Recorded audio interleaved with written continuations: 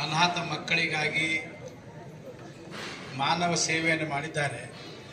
ಅಂಥವರ ಒಂದು ಅಮೃತ ಮಹೋತ್ಸವ ಮಾಡಬೇಕಂತ ಹೇಳಿ ಇಲ್ಲಿ ಒಂದು ಸಭೆಯನ್ನು ಕರೆದಿದ್ರು.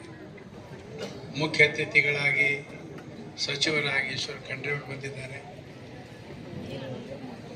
ಶರಣಬಸವ ಸ್ವಾಮಿಗಳು ಬಂದಿದ್ದಾರೆ. ಪ್ರಕಾಶ್ ಅವರಿದ್ದಾರೆ. ಬೇರೆ ರಾಜ್ಯಗಳಿಂದ ಬಂದಿದ್ದಾರೆ.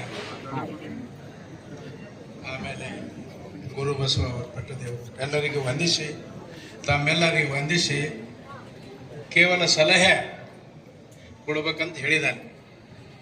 ನನ್ನ ಮೊದಲನೇ ಸಲಹೆ ಅಂದರೆ, ಬಸವಲಿಂಗ ಪಟ್ಟದೇವರು ಏನೇನು ಕಾರ್ಯ ಮಾಡಿದ್ದಾರೆ ಎಲ್ಲರೂ ಹೇಳಿರಿ, ಮತ್ತೊಮ್ಮೆ ಹೇಳೋದು ಬೇಕಾಗಿಲ್ಲ. ಆದರೆ ಅವರು